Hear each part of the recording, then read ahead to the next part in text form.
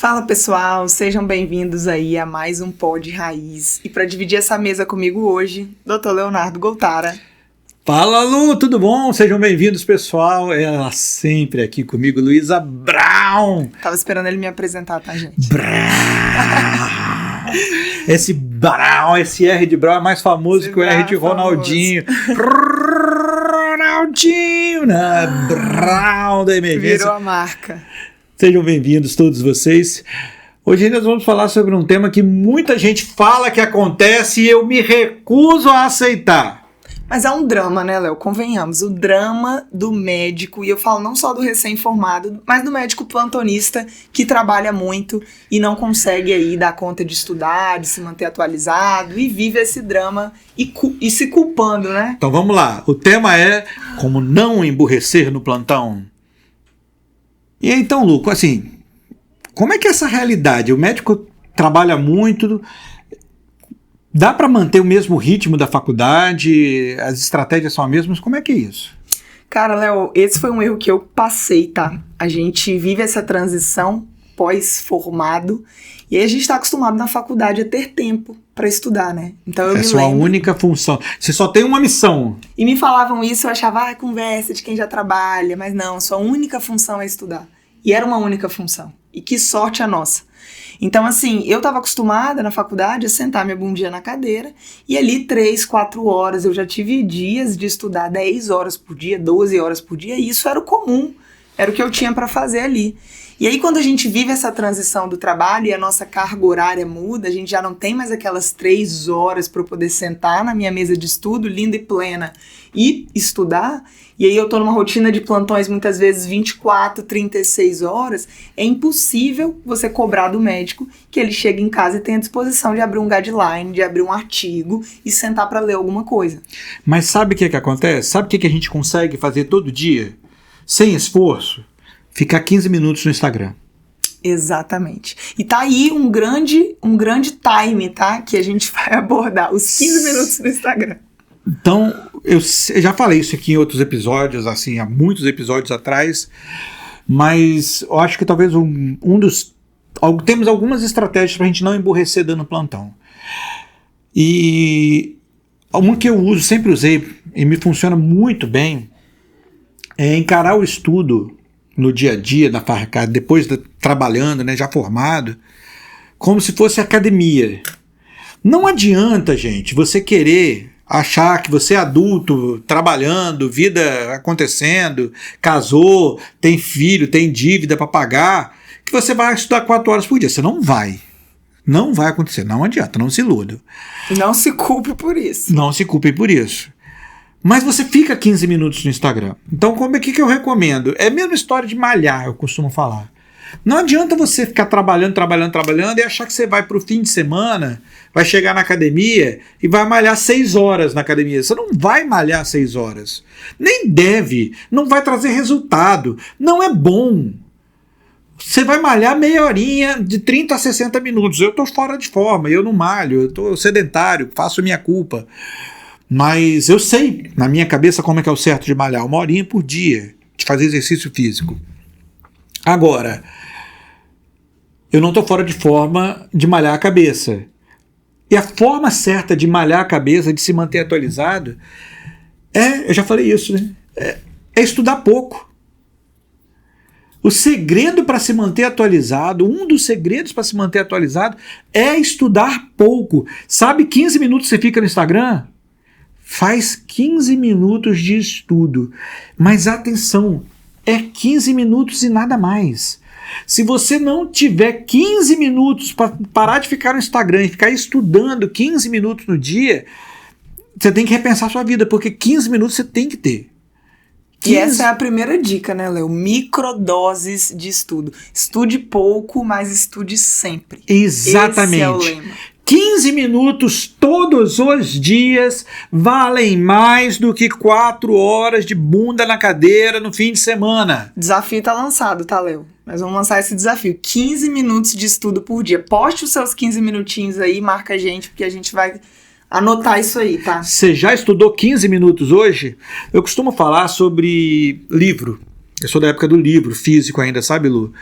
Então eu falo assim, pega o livro, chegou um caso com pneumonia, você meio que se embolou, ou com sepse, pega o livro, abre e lê por 15 minutos. Agora, mas 15 minutos não dá tempo de ler e decorar e fazer anotação sobre o capítulo de sepse.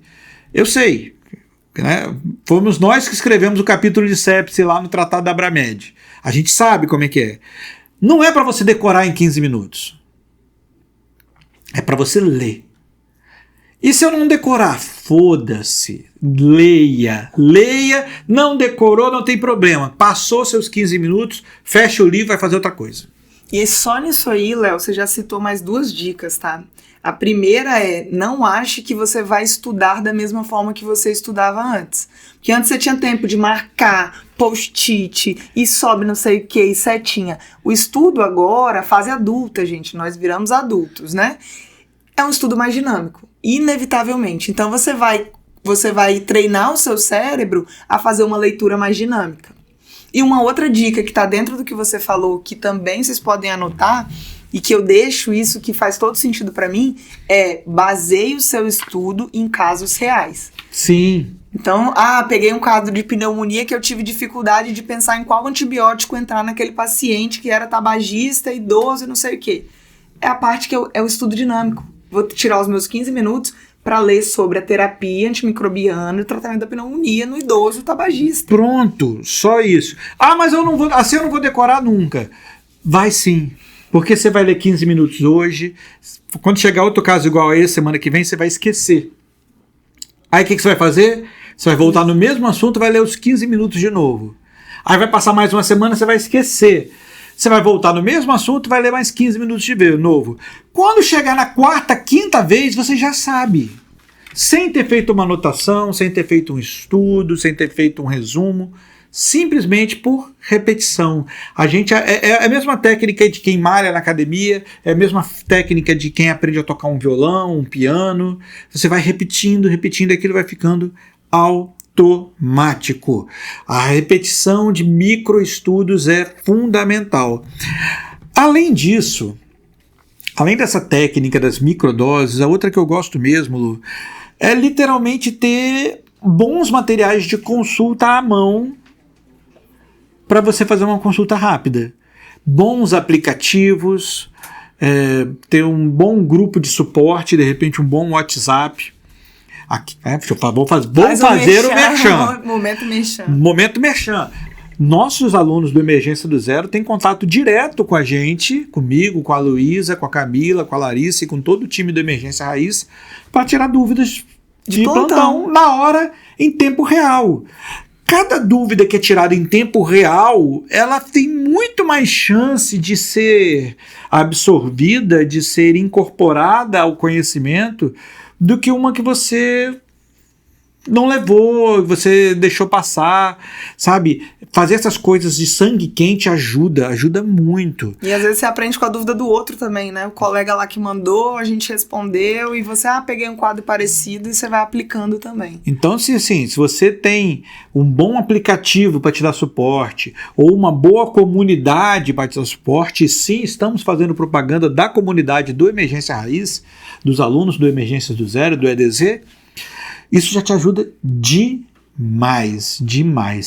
Quem não tem comunidade, sozinho não vai longe. Tá? Assim, sozinho a gente consegue até correr, mas a gente não consegue ir longe, a gente desanima no meio do caminho. E essa é uma outra dica. Já falamos das microdoses de estudo, já falamos dos bons aplicativos e estamos falando agora de grupos de suporte. Exato. Grupos de suporte, seja, Goltar, eu não quero comprar, tá bom, não quer comprar o seu, você vai perder um negócio fantástico que é o Emergência do Zero que a gente desenvolveu, mas então pelo menos arruma um colega de estudo e combina de estudar com seu colega toda semana, sabe, combina de um apresentar a matéria para o outro, grupos de suporte ajudam discussão de caso, demais. E uma estratégia legal, que é um merchan nosso também, mas nós assim como podcasts, nós também consumimos podcasts. Então, usar esse tempo, né, Léo? O tempo do trânsito, o tempo, às vezes, ali, vou tomar um banho, vou fazer alguma outra coisa, estou cozinhando, vou ouvir um podcast, vou ouvir um conteúdo diferente. Então, isso vai alimentando a nossa mente ali. E não tem jeito, a gente escolheu uma profissão que isso vai fazer parte do nosso dia a dia.